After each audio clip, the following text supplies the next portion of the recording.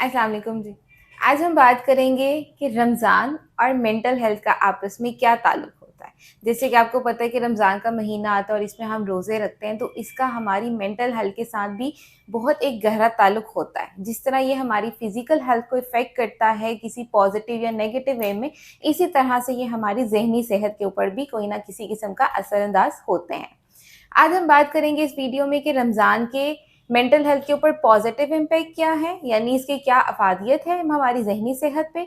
इसके अलावा रमज़ान के में ही ज़हनी सेहत से मुतल्लिक कौन से चैलेंजेस हैं जो हम फेस कर सकते हैं, और आखिर में हम बात करेंगे कि ऐसी कौन सी टिप्स हैं या तरीके हैं जिनसे हम रमज़ान में अपनी मेंटल हेल्थ को मज़ीद बेहतर और इम्प्रूव कर सकते हैं। अगर हम इसके रमज़ान के पॉजिटिव इम्पैक्ट की बात करें, यानी कि उसके हमारी ज़हनी सेहत पर क्या पॉजिटिव फ़ायदे होते हैं, तो उसमें सबसे पहली बात जो है वो है माइंडफुलनेस। यानी माइंडफुलनेस का मतलब क्या होता है कि हम किसी भी सिचुएशन में प्रेज़ेंट होते हैं वहाँ पे फ़िज़िकली भी और मेंटली तौर पे भी, यानी ज़हनी तौर पे मुकम्मल हम उस काम में ही मसरूफ़ होते हैं और हमारा ध्यान मुकम्मल उस काम पे होता है। हम टोटली अटेंटिव होते हैं जो भी काम कर रहे होते हैं। तो रमज़ान में एक ये पॉज़िटिव उसका फ़ायदा हमारी ज़हनी सेहत पे ये होता है कि वो हमें माइंडफुलनेस की तरफ लेके जाती है। हम अपनी जो भी इबादत कर रहे हैं, जो भी काम कर रहे हैं सारा दिन में, वो हमें फुली फ़ोकस्ड रखता है उस काम की तरफ, जिसका हमारी मेंटल हेल्थ पे वैसे ही बहुत पॉज़िटिव इफ़ेक्ट पड़ता है। माइंडफुलनेस एक बहुत हेल्दी प्रैक्टिस है, चाहे वो डिप्रेशन के लिए, एंग्ज़ायटी के लिए, किसी भी ज़हनी सेहत से रिलेटेड हो, तो माइंडफुलनेस वहाँ पे बहुत पॉज़िटिव इम्पैक्ट करती है। दूसरा फ़ायदा इसका जो है बड़ा इम्पोर्टेंट वो है कि जी स्पिरिचुअल रिफ्लेक्शन होती है। यानी रमज़ान में आम रूटीन में हमें नहीं पता होता कि हम स्पिरिचुअली किस लेवल पे हैं। लेकिन जैसे ही रमज़ान आता है, आप रोज़े रखना शुरू करते हैं, अपनी इबादत में और प्रेयर्स में जाना शुरू करते हैं, तो हर इंसान को अपनी एक स्पिरिचुअल रिफ्लेक्शन का आइडिया होता है कि मैं किस हद तक स्पिरिचुअली हो सकता हूँ या मैं हूँ। तो ये चीज़ उसको मज़ीद इम्प्रूव करने की तरफ भी लेके जाती है। इसी तरह से रमज़ान का एक फ़ायदा ये भी होता है हमारी मेंटल हेल्थ पे कि हमें रमज़ान इमोशनल रेज़िलियंस सिखाता है। यानी रेज़िलियंस का मतलब क्या है कि हम अपने इमोशंस को किस हद तक कंट्रोल कर सकते हैं, स्टेबिलिटी लेके आता है। चूँकि रोज़े की हालत में भी हमें सब्र करना होता है, कंट्रोल करना होता है, तो यही चीज़ हमें इमोशनली भी कंट्रोल करती है कि जैसे गुस्से पे काबू रखना है, कोई भी जो इमोशन आपका आ रहा है, एक्सट्रीम पे जा रहा है, तो आपने उस पे काबू किस तरीके से रखना है क्योंकि आप रोज़े की हालत में हैं। तो वो आपको एक इमोशनली स्टेबिलिटी की तरफ भी लेके आता है। इसी तरह से रमज़ान जो है वो एक सेंस ऑफ कम्युनिटी इंसान के अंदर लेके आता है। यानी आप देखें अपने आस-पासों में अपने घरों में, एनवायरनमेंट में, कि रमज़ान जैसे ही स्टार्ट होता है तो आपस में इंटरेक्शन लोगों का ज़्यादा हो जाता है, फैमिली मेंबर्स का, इवन नेबर्स भी जो साथ-साथ हैं, जैसे ही इफ्तारी का टाइम होता है, एक-दूसरे के साथ शेयरिंग करते हैं। तो ये चीज़ एक सेंस ऑफ कम्युनिटी लेके आती है कि हम एक कम्युनिटी में रहते हैं जहाँ पे सब लोगों का एक ही पर्पस है, सेम पर्पस है और हम सब ने उसी को ही फॉलो करना है। एक ही टाइम पे सब रोज़ा अफ्तार कर रहे हैं, एक ही टाइम पे सहरी कर रहे हैं, तो वो एक सेंस ऑफ कम्युनिटी सबके अंदर लेकर आती है। और इसी का ही एक दूसरा फ़ायदा भी ये आता है कि सोशल सपोर्ट मिलती है। यानी इंसान को आपस में हम सबको ये फ़ील होता है कि हम अकेले नहीं हैं, हमारे आस-पास फैमिली मेंबर्स हैं, रिश्तेदार हैं, हमसाए हैं जो ख़्याल रखने वाले हैं। या इसी तरह से जैसे अब रमज़ान में एक और बड़ा इंपॉर्टेंट फैक्टर है ज़कात का, तो जब एक-दूसरे को वो दी जाती है या नीडी पर्सन्स को ज़कात देते हैं या उनकी हेल्प की जाती है, तो ये भी एक सोशल सपोर्ट की फीलिंग लेके आता है, जो कि हमारी मेंटल हेल्थ पे बहुत ही पॉजिटिव इफ़ेक्ट लेके आता है। हमें ये डिप्रेशन से बाहर निकालना शुरू करता है, एंग्ज़ायटी को नॉर्मल करना शुरू करता है। इसके अलावा रमज़ान का जो पॉज़िटिव फ़ायदा वो ये है कि जी ये हमारे अंदर सेल्फ डिसिप्लिन लेके आती है। अब जैसे हमें पता है कि एक ही टाइम है, हमने इसी टाइम पे इफ्तार करना है, सहरी का टाइम है, इससे ऊपर हम खा पी नहीं सकते, तो उस टाइम के अंदर रहते हुए ही खाना-पीना रखना है। तो ये एक डिसिप्लिन लेके आती है हर इंसान के अंदर अनकॉन्शियसली। आप ना चाहते हुए भी उस डिसिप्लिन को, उस टाइमलाइन को फ़ॉलो कर रहे होते हैं, नमाज़ों के औकात को फ़ॉलो कर रहे होते हैं, अपनी इबादत के औकात को फ़ॉलो कर रहे होते हैं। तो ये सब चीज़ें आपके अंदर ऑटोमेटिकली डिसिप्लिन क्रिएट करता है। इसके अलावा सेल्फ कंट्रोल बहुत इंपॉर्टेंट है कि जी रमज़ान जो है या जब आप रोज़े की हालत में होते हैं तो ये आपके अंदर सेल्फ कंट्रोल लेके आ रही है, स्पेशली इमोशनली या बिहेवियरली भी। बिहेवियर्स में भी अगर कोई नेगेटिव बिहेवियर है या ऐसा बिहेवियर है जो आपको लगता है कि ये इनएप्रोप्रिएट है और रोज़े की हालत में ये नहीं करना, तो वो आपके अंदर ऑटोमेटिकली सेल्फ कंट्रोल लेके आता है।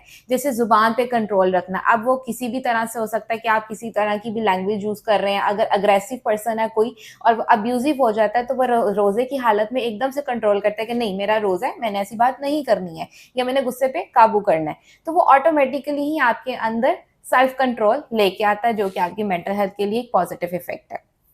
इसके अलावा आखिरी और जो बड़ा इंपॉर्टेंट पॉजिटिव इम्पैक्ट है रमज़ान में मेंटल हेल्थ पे, वो ये है कि जो ये डिजिटल डिटॉक्सिफिकेशन की तरफ आपको लेके आती है। इससे मतलब क्या है कि जो हम सारा दिन हर टाइम उठते बैठते मोबाइल फ़ोन ही यूज़ कर रहे हैं, सोशल मीडिया स्क्रॉल कर रहे हैं, फीड्स अपनी चेक करते जा रहे हैं, क्या आ रहे हैं, वीडियोज़ क्या है, रील्स क्या, हम देखते रहते हैं उठते बैठते।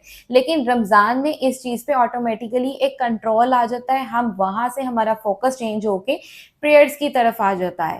सारा दिन की रूटीन इस तरीके से हो जाती है कि आप अफ्तारी की तैयारी करनी है, सहरी के लिए खाने पे देखना है, इसके अलावा अपनी इबादत के ऊपर फोकस आ जाता है कि नमाज़ें पढ़नी है, एक्स्ट्रा प्रेयर्स जो हैं हमने वो करनी है, तो वो ऑटोमेटिकली आपको एक जो डिजिटल वर्ल्ड है वहाँ से दूर करती है, उसमें गैप लेके आती है, और वो जब वहाँ से गैप है तो ये ऑटोमेटिकली आपकी मेंटल हेल्थ पे पॉजिटिव इफेक्ट करता ही है, क्योंकि वो चीज़ डिप्रेशन क्रिएट करती है, किसी न किसी के किस्म की नेगेटिव इम्पैक्ट लेके आती है। तो ये सब फ़ायदे हैं जो कि रमज़ान में हमारी ज़हनी सेहत पर होते हैं। इसके अलावा कुछ चैलेंजेस भी हैं जो हमें रमज़ान में फ़ेस करने पड़ते हैं, जो कि सबसे एक इम्पॉर्टेंट चैलेंज है, जो कि स्लीप पैटर्न। यहाँ रमज़ान में बहुत से लोगों का जो स्लीप पैटर्न है वो डिस्टर्ब हो जाता है, यानी डिस्टर्ब हो जाता है, और जो ऑलरेडी किसी न किसी मेंटल हेल्थ कंडीशन से सफ़र कर रहे होते हैं, उनकी वो ज़्यादा उस चीज़ को ट्रिगर कर देता है, और समटाइम रिलैप्स के चांसेस भी हो जाते हैं। तो इस सिचुएशन में बड़ा इंपॉर्टेंट है कि आप अपनी नींद के ऊपर फोकस रखें और अपनी उसकी टाइमिंग को ठीक रखें। बहुत से लोगों में ये चीज़ बड़ी कॉमन होती है कि जब तक सहरी का टाइम है वो उसके बाद ही सोते हैं, और उसके बाद सारा दिन तक सो रहे हैं, आधे दिन तक सो रहे हैं, और फिर अफ्तारी के टाइम पे जाग रहे हैं। तो ये चीज़ फिजिकली भी इफ़ेक्ट करती ही करती है, रोज़े को भी इफ़ेक्ट करती है। इसके अलावा मेंटल हेल्थ को बहुत ज़्यादा इफ़ेक्ट कर रही होती है वो, इस तरीके से कि आप जब उठते हैं आप थका-थका फ़ील कर रहे हैं, बेज़ारी फ़ील कर रहे हैं, चिड़चिड़ापन महसूस कर रहे हैं, किसी से बात नहीं करना, गुस्सा आ रहा है, यानी वो सारे एक नेगेटिव तरीके से आपको इफ़ेक्ट कर रहा है, और इवेंचुअली सारी रात तक फिर वही साइकिल आपका चलता रहता है, और आप थ्रू आउट द मंथ अपने आप को डिस्टर्ब फ़ील करते हैं और एक डिप्रेशन वाले फ़ेज़ में जाना शुरू हो जाते हैं। सो इससे ये चैलेंज है रमज़ान में जिसके ऊपर आपने फ़ोकस करना है। इसके अलावा जब रोज़े की हालत में होता है तो फिज़िकल स्ट्रेन हो जाता है, यानी फटीग है, थका-थका महसूस हो रहा है, भूख की हालत है तो जिस्म थका और दर्द महसूस हो रही है, तो इवेंचुअली वो भी समटाइम डिप्रेशन की तरफ लीड करना शुरू कर देती है। सो आपने अपनी डाइट का भी प्रॉपर ख्याल रखना है और अपनी नींद का भी प्रॉपर जो है साइकिल आपने उसको रखना है। आखिर में हम बात करेंगे कि किस तरीके से, जो अभी हमने चैलेंजेस को डिस्कस भी किए, किस तरीके से हम रमज़ान में अपनी मेंटल हेल्थ को इम्प्रूव कर सकते हैं। तो बड़ी सिंपल सी बात है, सबसे पहले तो आप अपनी फिजिकल हेल्थ का ख्याल रखें। ठीक है, फिजिकल हेल्थ में जो भी आप एक्सरसाइजेस कर रहे हैं, वॉक कर रहे हैं, जिम कर रहे हैं, इन सब चीज़ों को कंटिन्यू रखें, एक टाइमलाइन उसके लिए सेट करें। इसके अलावा मोस्ट इंपॉर्टेंटली अपनी डाइट पे फोकस करें। जैसे अफ्तारी में बहुत ज़्यादा ओवर ईट हो जाती है और वो बाद में नोज़ैटिक फीलिंग की तरफ आती है, और वो फिर मेंटल हेल्थ की तरफ ले जाना शुरू कर देती है।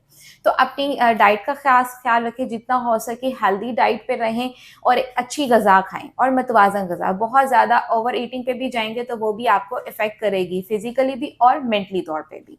इसके अलावा जितना हो सके कोशिश करें कि एक-दूसरे के साथ कनेक्ट करें, अपनी फैमिली मेंबर्स के साथ, अपने नेबर्स के साथ, फ्रेंड्स के साथ, आस-पास के लोगों के साथ, अपनी यानी एक होल कम्युनिटी जो है उसके साथ जितना हो सके कनेक्शन में रहें।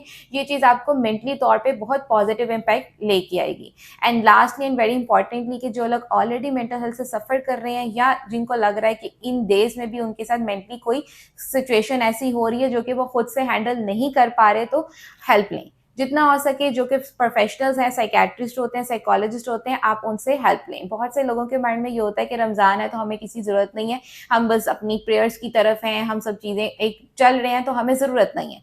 लेकिन स्टिल प्रोफेशनल हेल्प की ज़रूरत होती है, तो उसके ऊपर ज़रूर फोकस करें। Thank you.